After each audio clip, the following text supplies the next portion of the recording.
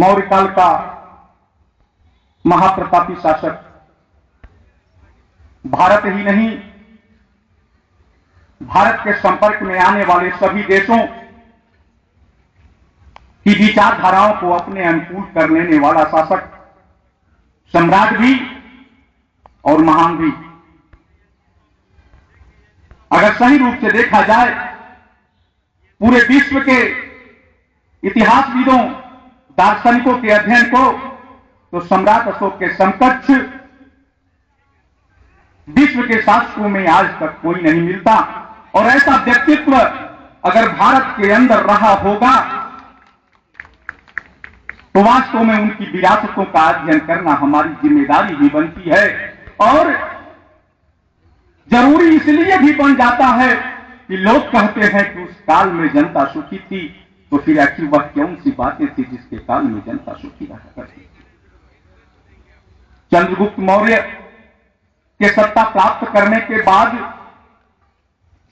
जो भारत छोटे छोटे खंडों में बिखरा हुआ था, छोटे छोटे राज्य छोटी छोटी बातों को लेकर के आपस में लड़ा करते थे, चंद्रगुप्त मौर्य ने जब आक्रमणकारी सिकंदर को परास्त करके भारत की राजनीतिक व्यवस्था पर, भारत की राजसत्ता पर कब्जा किया, तो उन्होंने अपने बाहुबल से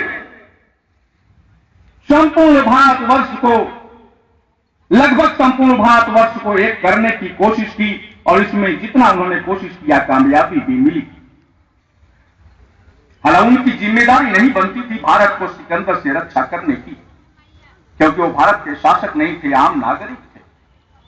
जब सिकंदर का आक्रमण होता है भारत पर, और सिकंदर के आक्रमण के समय भारत के उन राजाओं की स्थिति जिनके ऊपर भारत के सुरक्षा की जिम्मेदारी थी, सब भाग खड़े हुए, तो आम नागरिक सिकंदर के सामने चट्टान की तरह खड़ा होता है और अपनी नेतृत्व कौशल को, अपनी वीरता का परिचय देते हुए भारत की सुरक्षा आतताइयों से करता है। और जब भारत के लोग देखते हैं कि एक ऐसा नौजवान, एक ऐसा नेतृत्व करता, एक ऐसा बाहुबली, एक ऐसा वीर, एक ऐसा सूरवीर जिसने भारतवर्ष की सुरक्षा आक्रमणकारी से की, तो उनको अपना नेता, अपना अगुआ, अपना राजा मान लेते हैं। और मान लेने के बाद जब चंद्रगुप्त मौर्य ने भारत के संपूर्ण राजाओं को जीत करके एक सूत्र में बांधने की कोशिश किया,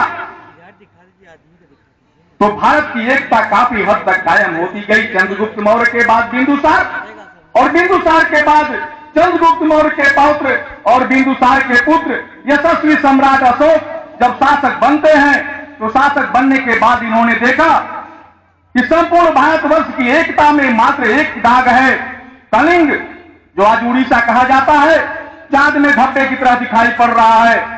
सम्राट अशोक ने सत्ता प्राप्त करने के बाद सबसे पहले कलिंग पर आक्रमण किया, और कलिंग को जीतने के बाद जब संपूर्ण भारतवर्ष की एकता एक सूत्र में बंध गई, पटना पाटलिपुत्र राजधानी से जब अफगानिस्तान से लेते हुए बंगाल तक, कश्मीर से लेते हुए कन्याकुमारी तक के राज्यों का संचालन होना शुरू हुआ, तो अशोक ने सोचा कि अब जीतने के लिए तो जमीन नहीं बची है, राजा नहीं बचे हैं, लेकिन जो जीत हमारे पितामह, हमारे पिता और हमने हासिल किया है, यह तलवार के बल पर जीती हुई जीत है। उन्होंने कलिंग विजय के बाद, काफी मनन अध्ययन के बाद, काफी देर तक बैठकर अध्ययन करने के बाद यह महसूस किया कि राजाओं को जीतना तो बाहुबल का काम है, सीमा का विस्तार करना तो बाहुबल और सेना का काम है, लेकिन दिलों को जीतना तो व्यक्ति के व्यक्तित्व की परख है। और अशोक ने अपने जमाने में जो उन्होंने भगवान बुद्ध के विचारधाराओं का अनुपालन किया, और अनुपालन करने के बाद भारत ही नहीं, भारत के संपर्क में आने वाले सभी देशों के विचारधाराओं को अपने अनुकूल किया।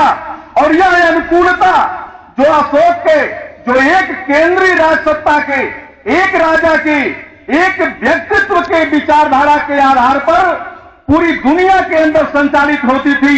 मेरी जानकारी में अशोक की सबसे बड़ी विरासत वही है। अगर कोई समझता हो तो मुझे नहीं पता। दिलों को जीता है अशोक ने। सत्ता प्राप्त करने के बाद भारत के संपूर्ण राज्यों में, भारत के बाहर बौद्ध भिक्षुओं को राजकीय प्रश्रय देकर के बुद्ध की विचारधाराओं को फैलाने का काम किया और बुद्ध की विचारधाराओं को फैलाने का यहां तक परिणाम निकला, जैसा हमारे बौद्ध भिक्षु जी अभी थोड़ी देर पहले कह रहे थे कि मैं 21 उन प्रतिज्ञाओं को या उन संदेशों को doctor B are Ambedkar ji ने जो दिया है, उन संदेशों को ग्रहण कर रहा हूं। अशोक के जमाने में वे संदेश ही व्यक्ति के मन मस्तिष्क में बसे हुए थे। वो नहीं जानते थे ब्रह्मा कौन है, विष्णु कौन है, नहीं जानते थे राम ब्रह्मा के अवतार है, विष्णु के अवतार है, किसी देवी देवताओं के बारे में नहीं, बल्कि बुद्ध की विचारधाराओं को पूरे विश्व में प्रचारित करने का उन्होंने काम किया। सभी समान थे, सबकी विचारधारा एक थी। जो राजा की विचारधारा थी वही जनता की विचारधारा थी। जो जनता सोचती थी वही राजा सोचते थे। जो जनता करती थी वही राजा करना चाहते थे। जो राजा करते थे वही जनता के अंदर संदेश जाता था। और वह स्थिति जब व्यक्ति के बराबर हो गया था, ना कोई ऊंच था ना कोई नीच था, सभी बराबर थे, सभी एक साथ बैठकर भोजन करते थे, सभी एक दूसरे का छुआ पानी पीते थे, एक दूसरे के घरों में समानता के अनुसार रहते थे। मैं समझता हूं यह अशोक की सबसे बड़ी विरासत है। और इसकी सुरक्षा ही नहीं, फिर से अशोक के उस काल को वापस लाना है। और यह वापस लाने के लिए कैसे किया जाए, अशोक का वह काल फिर लौटकर भारत में आए, यह बहुत बड़ी मेहनत का काम है। और इस मेहनत को करना कोई नहीं चाहता।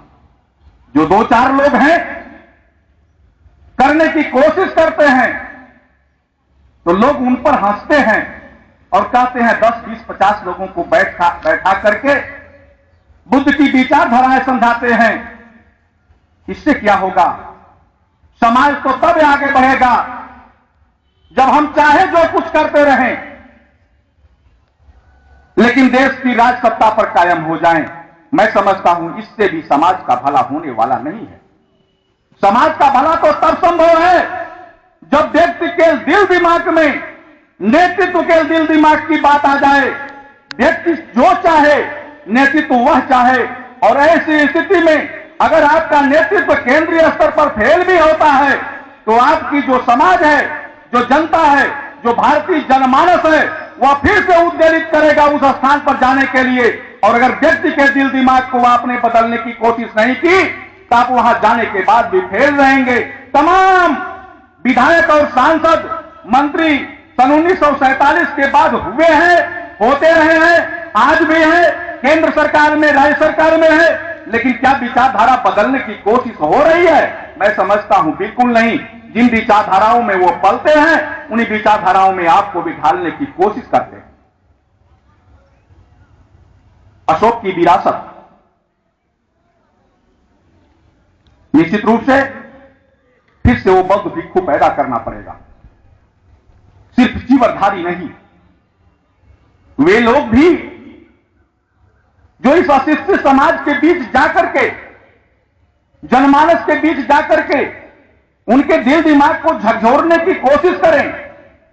हम कह दें, सर जरा 2 मिनट रुक जाइएगा, हम कह दें कि हमने आज इस मंच से उन 21 प्रतिज्ञाओं को स्वीकार कर लिया, तो कितने ने स्वीकार किया? 100, 200, 400? जनसंख्या कितनी है? 1 अरब से ऊपर। उन तक कैसे जाएगा? लाख बुलाने की कोशिश करिए, नहीं आएंगे। फिर उनके घरों में जाना पड़ेगा हमें, 10-10, 20-20, 50-50 की संख्या में लोगों को बैठा करके उस स्वर्ण काल के बारे में समझाना पड़ेगा, जिस स्वर्ण काल में सभी बराबर थे। मेरे बगल में संचालक महोदय खड़े हैं, मैं महसूस कर रहा हूं और इसीलिए यह कहना चाहता हूं कि आज भारत की राजनीतिक व्यवस्था में संविधान के तहत अशोक का जो विरासत मौजूद है,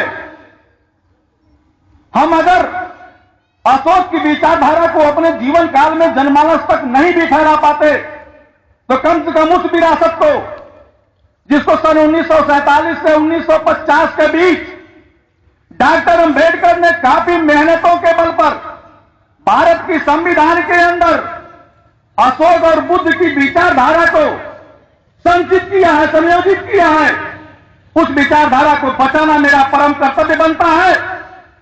और वह विचारधारा है, यह भारत न तो हिंदू राष्ट्र है, न इस्लाम राष्ट्र है, न ईसाई राष्ट्र है, बल्कि भारत संविधान के अनुसार पूर्ण रूपेण बौद्ध राष्ट्र है।